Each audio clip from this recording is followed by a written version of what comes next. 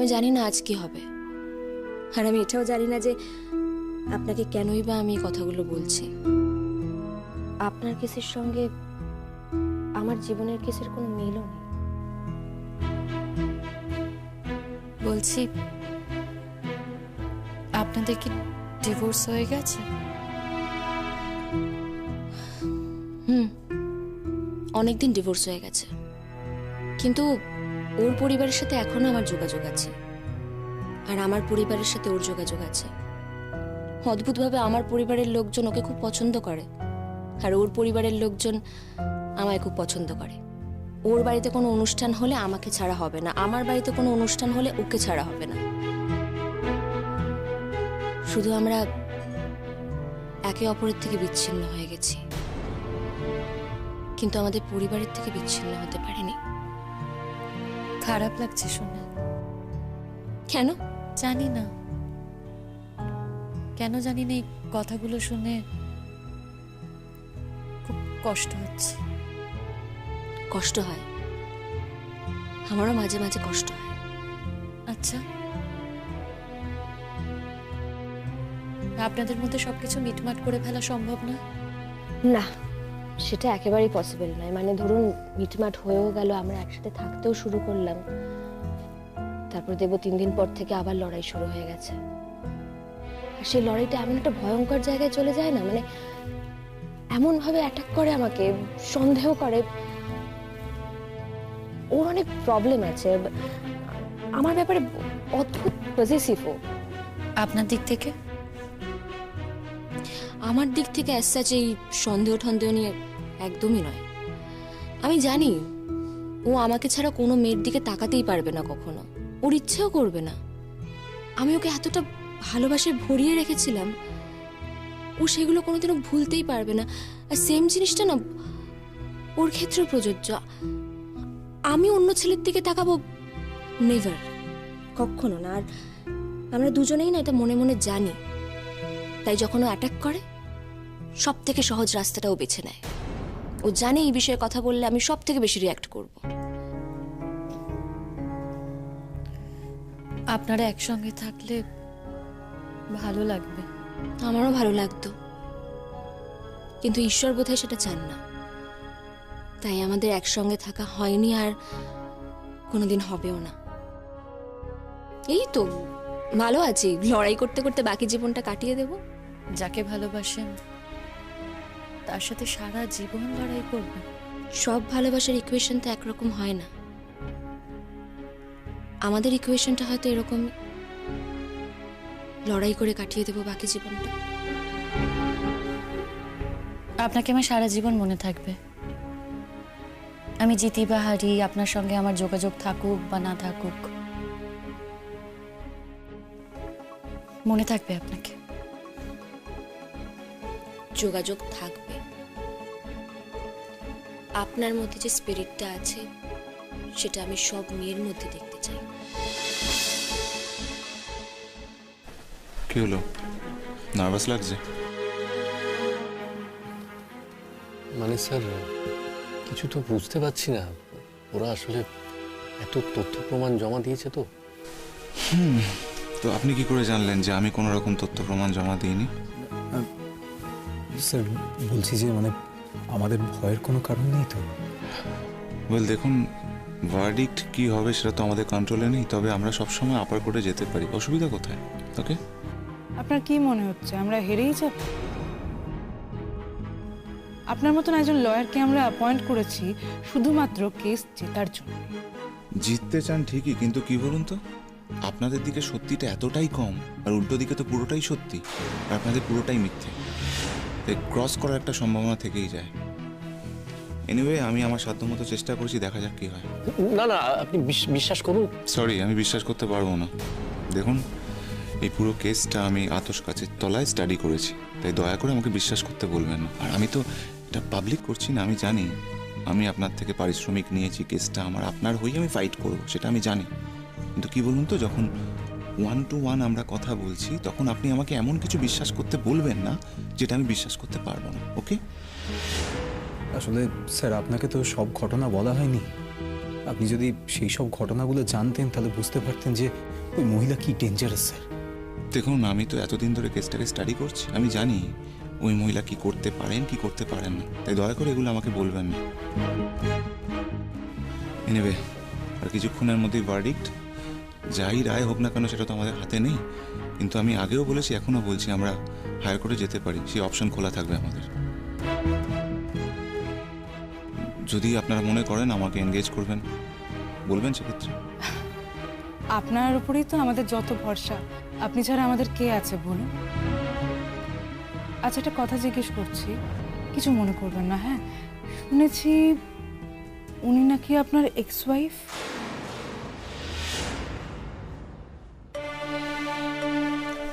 আপনি একেবারে আমার পার্সোনাল জায়গায় চলে যাচ্ছেন কেন? হ্যাঁ, কেন চলে যাচ্ছেন? না, আসলে সবাই বলা বলি করছিল যে আপনি নাকি অনেক সময় ওনাকে জিতিয়ে দেওয়ার জন্য। আপনি কিন্তু মারাত্মক অভিযোগ করছেন। হ্যাঁ, এর ফল কিন্তু খুব খারাপ হতে পারে, এটা আপনাকে বলে দিচ্ছি আমি। না স্যার, তুমি চুপ করো না। কোথায় কোন ব্যাপারে কথা বলতে হয় সেটা তুমি জানো না, সব ব্যাপারে কথা বলো কেন? একটা কমন সেন্স নেই? এটা তো ওনার ওনার ব্যক্তিগত ব্যাপার। তুমি জানো না এখানে আমরা কি ব্যাপার নিয়ে কথা বলছি? ব্যক্তিগত ব্যাপার বলে তো কথাটা বলছি, লোকজন যা বলছে সেটাই বলছি। আরে বাবা, এত এত টাকা পয়সা খরচা করার পর আমাদের যদি মানহানি হয়, আমরা যদি কেসটা হেরে যাই, তখন কি হবে? আমার চাকরি যদি চলে যায় তখন কি হবে বলুন তো? আপনি মার্ডার করার চেষ্টা করবেন, অন্য একজন নির্দোষকে সেই কেসে ফাঁসাবেন, আপনার কোনো শাস্তি হবে না, সে তো হয় না। মাথায় রাখবেন, আমি আপনাদেরকে ডিফেন্ড করছি বলে, আদারওয়াইজ আপনাদের প্রত্যেকের অনেক বেশি শাস্তি হতো। ওকে?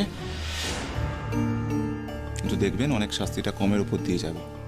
আপনি এখন স্বপ্ন দেখছেন যে মহিলা নির্দোষ, তাকে আপনি ফাঁসাবেন, তার শাস্তি হবে। আপনি কি ভাবছেন পুলিশ হাত গুটিয়ে বসে আছে? আপনি কি জানেন পুলিশ আপনাদের বাড়িতে গেছে, এনকোয়ারি করেছে, অনেক তথ্য প্রমাণ পেয়েছে?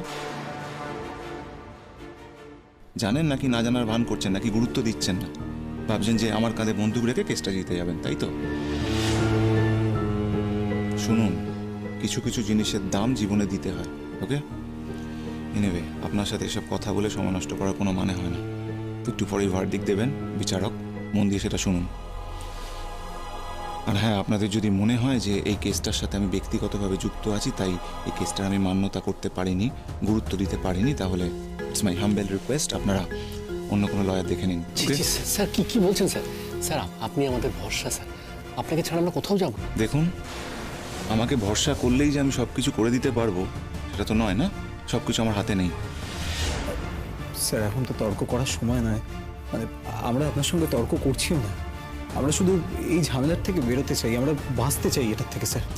দেখুন, আপনাদের বাঁচানো আমার সাধ্য নয়। আপনারা অপরাধ করবেন আর এসে তারপর হাতে পায়ে ধরবেন বাঁচানোর জন্য, সেটা সম্ভব নয়। একটু অপেক্ষা করুন, একটু পরেই বুঝতে পারবেন কি হবে। ভার্ডিক্ট দেবেন উনি, ওয়েট করুন।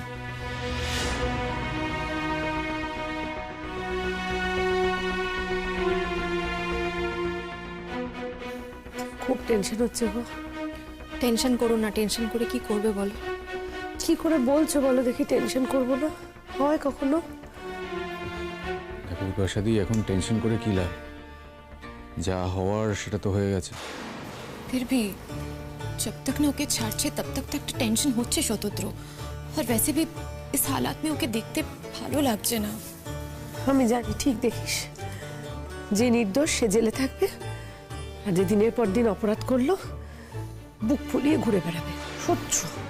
দেখো, আমি চাই না এটা হোক ডেফিনেটলি, কিন্তু এমনটা তো হয়। এমনটা হয় বলে আমাদের ক্ষেত্রে এটা হবে স্বতন্ত্র? শিমুলের মতো একটা মেয়ে যে নিরপরাধ, তার এরকম একটা ভবিষ্যৎ হবে, সেটা কি করে মেনে নেবো বলো তো? বন্ধু হয়ে আমাদের কষ্ট হবে না? খারাপ লাগবে না? প্রসাদী শোন, রিল্যাক্স রিল্যাক্স, দেখোই না কি হয়। কি মনে হচ্ছে বলো দেখি, কি হতে পারে? দেখো, আমার মনে হচ্ছে যেটা সত্যি সেটাই প্রমাণ হবে। তুমি বলছো? বলছি।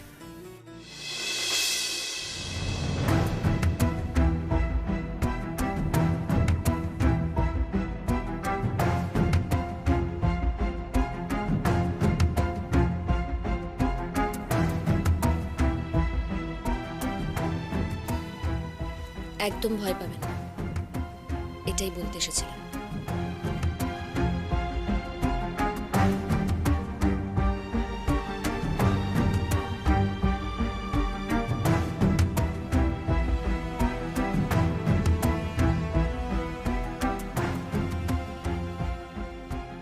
কেস নাম্বার 100/2024/13/55 শিমুল ব্যানার্জি ভার্সেস পরাগ ব্যানার্জির যে বিচার সম্পন্ন হয়েছে আজ তার রায় ঘোষণা।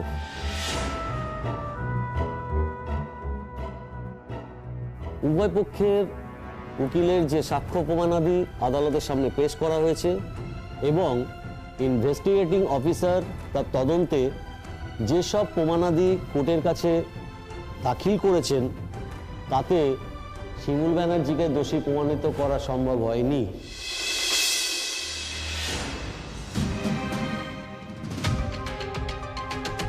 সেই কারণে শিমুল ব্যানার্জিকে বেকসুর খালাস করা হলো।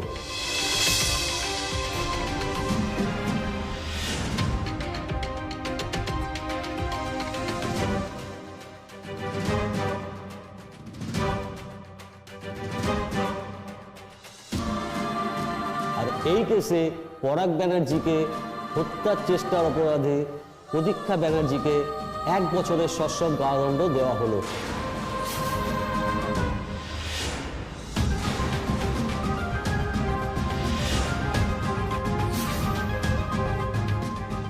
পুলিশ অফিসারকে আদেশ দেওয়া হচ্ছে যে প্রতীক্ষা ব্যানার্জিকে হেফাজতে নেওয়া হোক। বেশ হয়েছে, ঠিক হয়েছে। সত্যের জয় হয়েছে সুচরিতা দি, সত্যের জয় হয়েছে। শিবু স্যার, আমি কিছু করিনি স্যার। এটা কি করলেন আপনি স্যার? আমি কিচ্ছু করিনি। আপনি আমার কথা শুনুন, আমি কিছু করিনি। আপনি এটা করতে পারেন না। পলাশ দাদা, স্যার আমি কিছু করি। ছাড়ুন ছাড়ুন ছাড়ুন বলছি, ছেড়ে দিন আমাকে। স্যার স্যার কোথায় যাচ্ছেন? স্যার কোথায় যাচ্ছেন? আমাকে ছেড়ে দিয়ে যান স্যার, আমাকে ছাড়ুন ছাড়ুন ছাড়ুন আমাকে। স্যার স্যার স্যার আমাকে ছেড়ে দিয়ে যান, ছেড়ে দিয়ে যান। পলাশ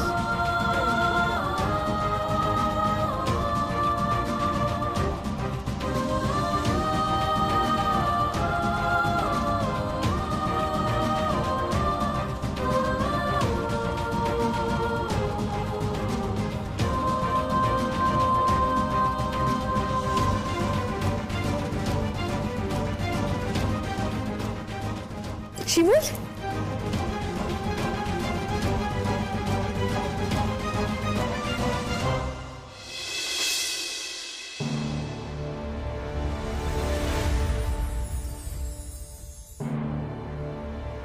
দেখুন, আমাদের রিলিজ করতে কিছুটা সময় লাগবে, আর সেই সময়টুকু আমাদের দিতে হবে।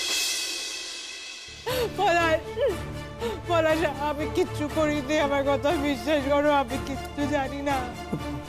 প্রতীক্ষা তুমি চিন্তা করো না, চিন্তা করো না, আমরা হায়ার কোর্টে যাবো। দেখো তোমাকে ঠিক ছাড়িয়ে আনবো আমরা, তুমি চিন্তা করো না। এই মহিলা, এই মহিলা আমাকে ফাঁসিয়ে দিল। পলাশ পলাশ পলাশ, আমি কিছু করিনি। পলাশ, আমি তো তোমাকে বলছি এই কোর্টই তো শেষ নয়, আমরা হায়ার কোর্টে যাবো, এরপর তোমাকে ঠিক ছাড়িয়ে আনবো। তুমি তুমি তুমি চিন্তা করো না প্রতীক্ষা, আমি তোমাকে বলছি। পলাশ পলাশ, আমার চাকরি। পলাশ পলাশ, আমি যেভাবে থাকতে পারবো না। পলাশ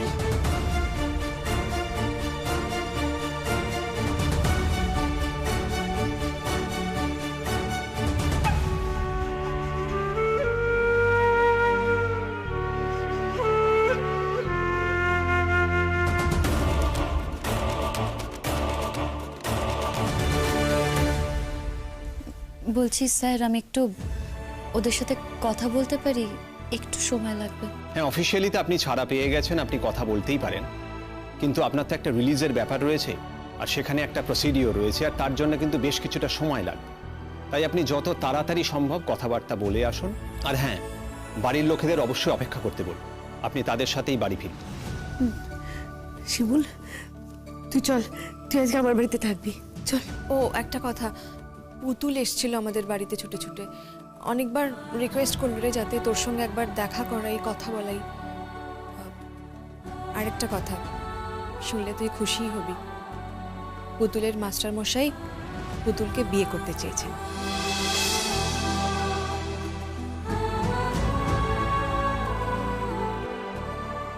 কি বলছো? আমার পুতুল দিকে বিয়ে করতে চেয়েছে? হ্যাঁ, এর থেকে ভালো খবর আর কিছু হতে পারে না।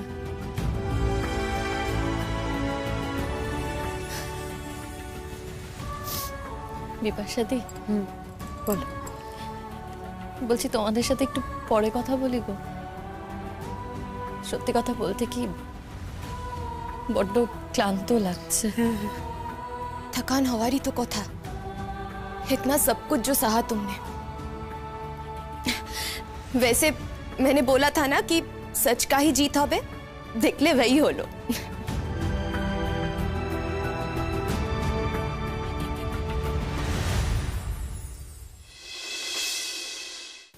কালিস না, চুপ কর। সব ঠিক হয়ে যাবে পলাশ, সব ঠিক হয়ে যাবে, দেখিস। কিচ্ছু ঠিক হবে না। তোর বউয়ের জন্য আমার জীবনটা শেষ হয়ে গেল।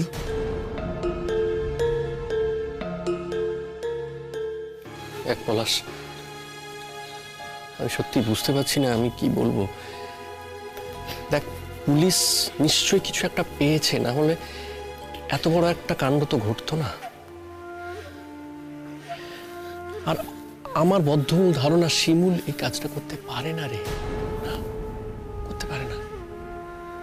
দেখ, আমি মানুষটা হয়তো খারাপ হতে পারি, কিন্তু আমি মনে মনে এটা বিশ্বাস করি যে শিমুল এটা করতে পারে না। ভালো খারাপের তফাৎটা আমি বুঝি পলাশ, এই কাজটা শিমুল করতে পারে না রে। তার মানে তুই কি বলতে চাইছিস? এই কাজটা আমার বউ করেছে? তুই এটাই বলতে চাইছিস? না, শোন, আমি তো দেখিনি, আমি কি করে বলবো যে এটা প্রতীক্ষাই করেছে। কিন্তু এই কথাটা আমি বলতে পারি যে শিমুল এই কাজটা করতে পারে না। হ্যাঁ, বুঝেছি। শিমুল এখন ছাড়া হয়ে গেছে। তোর তো এখন শিমুলকে হাতে রাখতে হবে। কি বললি? হাতে রাখতে হবে? পলাশ, আমি হাতে রাখতে চাইলেই শিমুল যে আমার হাতে থাকবে এরকমটা তো নয়, একেবারেই নয়।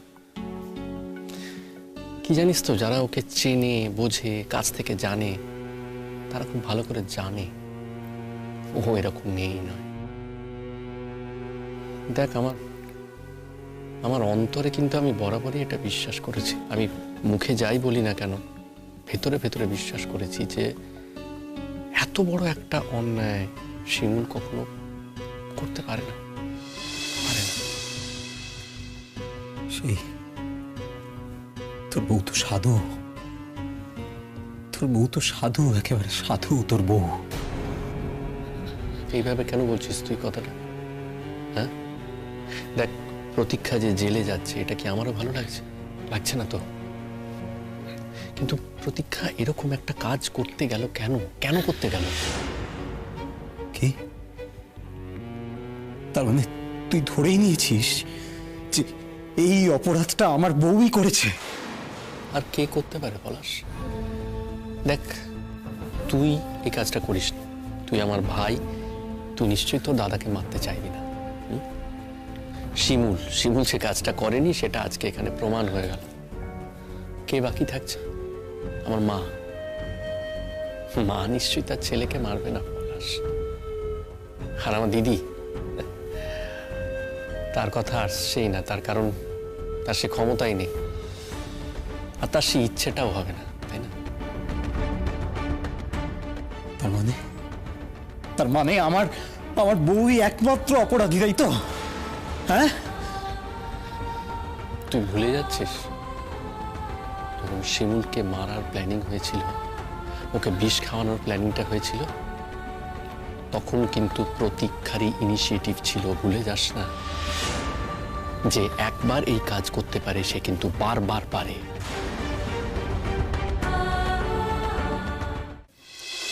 শতদ্রু, वहाँ पे क्यों खड़े हो, इधर आओ ना। না না, তোমরা কথা বলো না।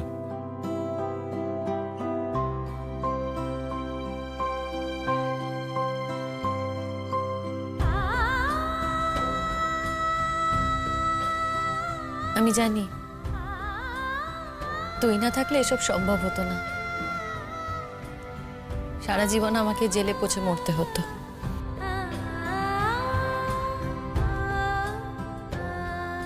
তোমরাও আমার জন্য অনেক করেছো, অনেক।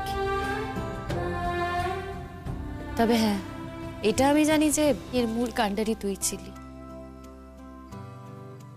তুই না থাকলে হয়তো এতটা হতোই না। আমি ঋণ স্বীকার করব না তোর কাছে। তুই আমার বন্ধু, সারা জীবনের বন্ধু, আমার সুখ দুঃখের সাথী তুই। ঋণ স্বীকার করে আমি তোকে অসম্মান করতে চাই না।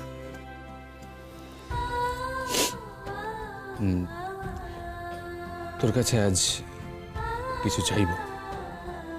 বল। নিজের জন্য নয়, তোর জন্যই। শিমুল, এবার একটু নিজের কথা ভাব। মানে তুই যদি আমাকে নিজের জীবনে বন্ধু হিসেবে না রাখতে চাস, ইটস ফাইন, ইটস ওকে, কিন্তু ওই বাড়িতে আর ফিরে যাস না। আবার নতুন করে কোনো ঝামেলায় জড়িয়ে পড়তে পারিস। না না, ওই বাড়িতে যাওয়ার কোনো বিষয় নেই। আর কেন যাব বলতো? পুতুলদির বিয়ে ঠিক হয়ে গেছে, ব্যাস। আমার তো আর কোনো কমিটমেন্ট নেই, ওইটুকুই যে কমিটমেন্ট ছিল। আর যাওয়ার কোনো প্রশ্নই উঠছে না। দেখি আজকের দিনটা বিপাশাদির বাড়ি গিয়ে একটু বিশ্রাম নেব, তারপর না হয় ভাববো। আর সেই ভাবনার মধ্যে কোথাও একটা আমি থাকলে আমি খুশি হব, ধন্য হব। তোকে বাদ দিয়ে এখন কোনো ভাবনাই আমি ভাবতে পারবো না।